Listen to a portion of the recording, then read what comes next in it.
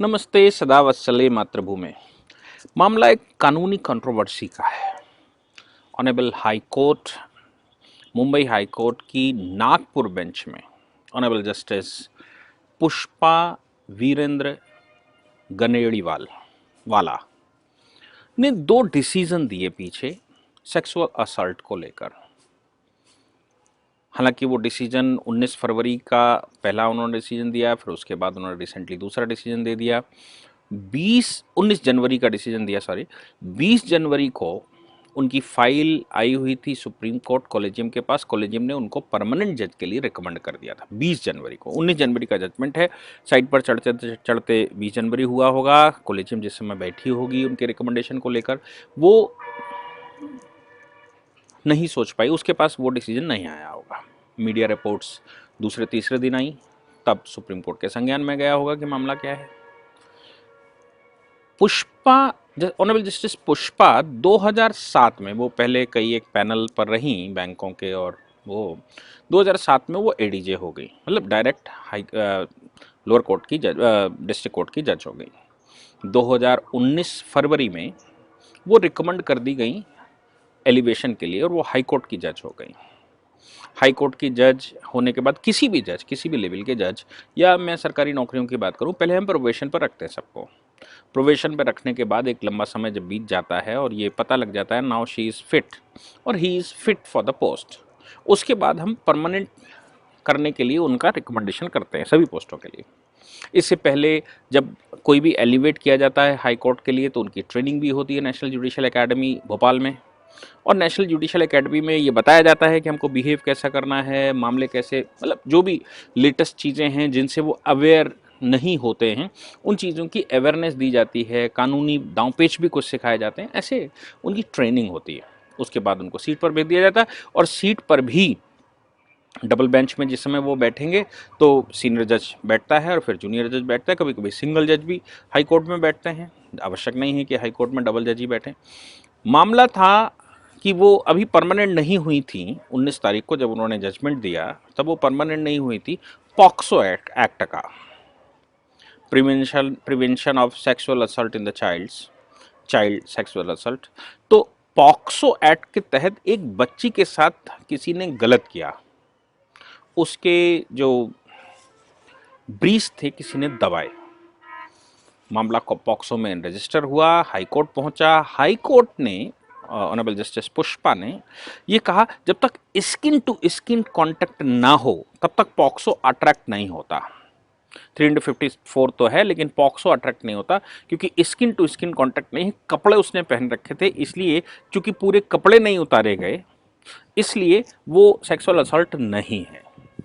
मामला मीडिया में प्रचारित हुआ, बड़ी तेजी से देश में वायरल हुआ कि ये कैसा जजमेंट आ गया। तब तक, जब तक वो मीडिया में प्रचारित हुआ, तब तक सुप्रीम कोर्ट की कॉलेजियम उनको रिकमेंड कर चुकी थी परमानेंट जज होने के लिए। खैर, मामला आगे बढ़ गया। कुछ ही दिनों बाद उन्होंने एक दूसरा जजमेंट दे दिया, और वो और ज़्यादा कंट्रोवर्शियल था। एक 5-7 साल की बच्ची के हाथ पकड़कर किसी व्यक्ति ने अपनी जिप खोली, और जिप खोलकर वो कुछ गलत करने जा रहा था, तब तक लोगों ने उसको पकड़ लिया। तो इस मामले को भी उन्होंने खाली कहा कि हाथ पकड़ना और जिप खोलना, जिप खोलकर अपने केवल कपड़े उतारना, ये सेक्सुअल असल्ट नहीं है। इस पर पॉक्सो एक्ट अट्रैक्ट नहीं करता। अब चूंकि ये दो रिकमेंडेशंस, दो मामले इतने खतरनाक थे कि देश में इसका मैसेज बहुत गलत जाने वाला था। बहुत बार हम जजमेंट करते समय, ऑनरेबल कोर्ट जजमेंट करते समय, उसको 2-3 चीज़ें देखनी होती हैं। पहली बात, ऑनरेबल कोर्ट ये देखता है कि जो हम जजमेंट कर रहे हैं इसका निगेटिव इम्पैक्ट क्या है। हम सही कर रहे हैं, गलत कर, हो सकता है टेक्निकली हम बहुत अच्छी डेफिनेशन लगाएं, टेक्निकली हम उसकी डेफिनेशंस के बाल में खाल निकाल कर उसका जजमेंट करें, लेकिन जो हमने जजमेंट किया है इसको अगर आम लोगों के लिए छोड़ दिया जाए तो उसका मिसयूज कितना होगा। जैसे मैं कहूँ 498 कैपिटल ए आईपीसी, बहुत बड़ी संख्या है जो कहती है कि महिलाएं उसका दुरुपयोग करती हैं, लेकिन अगर 498 कैपिटल ए खत्म कर दिया जाए तो क्या महिलाओं की सुरक्षा ज़्यादा सुनिश्चित करेंगे। तो हम ये देखते हैं कि इस एक्ट से, इस इंटरप्रिटेशन से लाभ ज़्यादा है या हानि ज़्यादा है। ये मैं लॉर्डशिप की बात कर रहा हूँ ना, सुप्रीम कोर्ट और हाई कोर्ट में जब जजमेंट आता है, केस आता है, तो वो रिपोर्टेबल बनता है और वो एक नज़ीर बनती है, जो बेयर एक्ट यानी कि कानून जो संसद ने पास किया होता है उसके ऊपर उसका इंटरप्रिटेशन होता है। इसलिए हाई कोर्ट और सुप्रीम कोर्ट में जो ज्यादातर केसेस होते हैं वो स्ट्रक्चर पर होते हैं। देश का स्ट्रक्चर क्या है, देश का स्ट्रक्चर मतलब जो भारत में पब्लिक पॉलिसी क्या है, पब्लिक पॉलिसी जो एंशिएंट टाइम से प्रैक्टिस में चला आ रहा है और जो सही है, कस्टम भी है लेकिन वो सही है और किसी कानून का उल्लंघन नहीं कर रहा। और अगर कानून बेसिक स्ट्रक्चर का उल्लंघन कर रहा है तो वो कानून भी अनकॉन्स्टिट्यूशनल है, कॉन्स्टिट्यूशन में किया गया संशोधन भी अनकॉन्स्टिट्यूशनल है, अगर वो कहीं बेसिक स्ट्रक्चर जो कंट्री का बेसिक स्ट्रक्चर है, जो पब्लिक पॉलिसी है देश की, उसके अगेंस्ट में जा रहा है।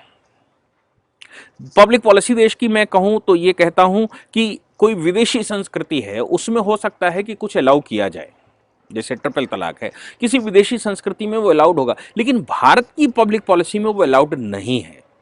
इसलिए उसको भारत तो अनकॉन्स्टिट्यूशनल कहेगा जब जिस समय मामला फंसेगा, क्योंकि अब अगर भारत ने उसको कॉन्स्टिट्यूशनली वैलिड कर दिया तो 80% आबादी कहेगी फिर मेरे अधिकार, तो इक्वलिटी कहां। ये बहुत सारे प्रश्न कोर्ट में जिस समय केस चलता है उस समय हम सोचते हैं जजमेंट करने से पहले। तो ये technically skin to skin touch नहीं हुआ, हो सकता है उन्होंने बहुत सारा इंटरप्रिटेशन किया ही होगा और उसकी कुछ टेक्निकलिटीज निकाली भी होंगी, लेकिन आप ये सोचकर देखो कि वो जजमेंट अगर वैलिड कर दिया जाए तो देश में जो छेड़छाड़ के केसेस हैं, देश में इस तरह बच्चों के साथ जो गलत करने के, वो पॉक्सो तो फिर लागू ही नहीं होगा।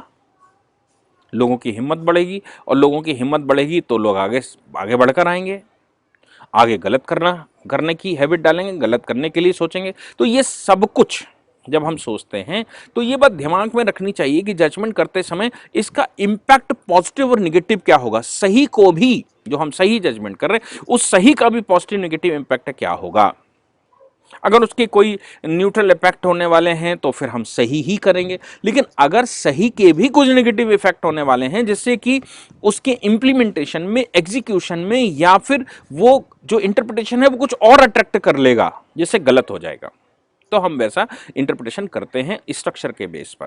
कॉन्स्टिट्यूशन को भी अनकॉन्स्टिट्यूशनल, उसके प्रोविजन को भी अनकॉन्स्टिट्यूशनल कहते हैं देश के बेसिक स्ट्रक्चर को देखकर। Basic structure no doubt Bharat का सनातन है।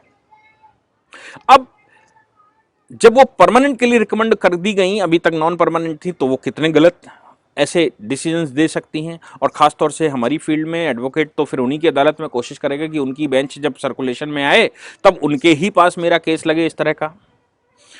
सुप्रीम कोर्ट की कोलेजियम कल बैठी, rarest of the rare cases में परमानेंट जज के लिए रिकमेंडेशन को विड्रॉ किया जाता है। इस केस में ऑनरेबल सुप्रीम कोर्ट की कोलेजियम ने उनके रिकमेंडेशन, जो उनको परमानेंट करने की रिकमेंडेशन थी, उसको विड्रॉ कर लिया।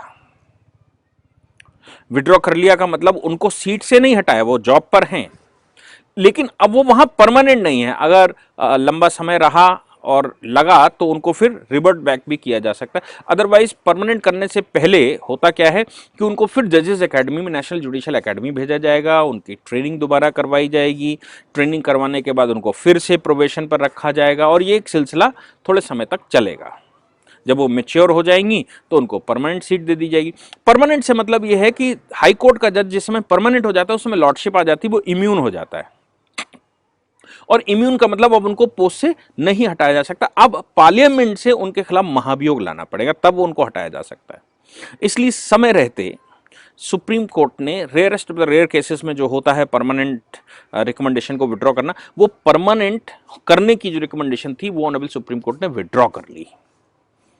मुझे लगता है कि सुप्रीम कोर्ट की honourable chief justice mister Bobde का ये सही डिसीजन है, एक अच्छा डिसीजन है, क्योंकि जिसके पास मेच्योरिटी ना हो उसको पोस्ट पर रहने का, किसी भी पोस्ट पर, चाहे वो प्राइम मिनिस्टर की पोस्ट हो, चाहे वो राष्ट्रपति की पोस्ट हो, चाहे वो सुप्रीम कोर्ट के जजेस की, चाहे वो हाई कोर्ट के जजेस की, कोई भी व्यक्ति जिसको राष्ट्र ना मालूम हो, जिसको राष्ट्र का बेसिक स्ट्रक्चर ना मालूम हो, जिसको देश की पब्लिक पॉलिसी ना मालूम हो, लोक न्याय क्या है, देश किस स्ट्रक्चर से बनकर खड़ा हुआ है, कॉन्स्टिट्यूशन कल से बना, लेकिन ये देश तो सनातन है, हजारों लाखों सालों से है, और लाखों सालों से कोई ना कोई स्ट्रक्चर तो हमने फॉलो किया होगा। उस स्ट्रक्चर के अगेंस्ट में जो जजमेंट करे, उस स्ट्रक्चर के अगेंस्ट में जो लोग चलें, उस स्ट्रक्चर के अगेंस्ट में जो आगे बढ़ें, उनको एटलीस्ट वहां तक तो रोकना ही चाहिए कि वो पावर लेकर कुछ गलत ना करना शुरू कर दें, यानी कि पावर का मिसयूज ना कर दें, जानकर अनजाने में या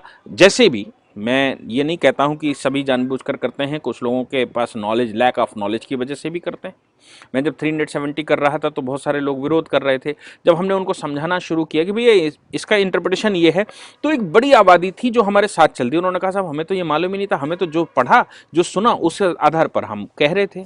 फिर बाद में आपने देखा होगा कि हमने जो 11-12 साल चलाया देश में इंटरप्रिटेशन करना, और कर करके लोगों को पढ़ाया, लोगों को बताया, तो उसके बाद जनता हमारे साथ खड़ी हो गई थी। यानी कि मैं ये कह सकता हूं कि 370 करते समय अपने को ये अनुभव आया कि एक बड़ी आबादी ऐसी है जो इग्नोरेंस में आगे बढ़ती है निगेटिव। इसलिए जो इग्नोरेंस है, अगर इग्नोरेंस में ऐसा किया गया है, भूलवश ऐसा किया गया है, मैच्योरिटी नहीं आ पाई, तो सुप्रीम कोर्ट को उनको रोकना ही एक उपाय है कि फिलहाल उनकी ट्रेनिंग और ज़्यादा कर दें। ऑनरेबल सुप्रीम कोर्ट ने ऐसा ही किया। Thank you very much.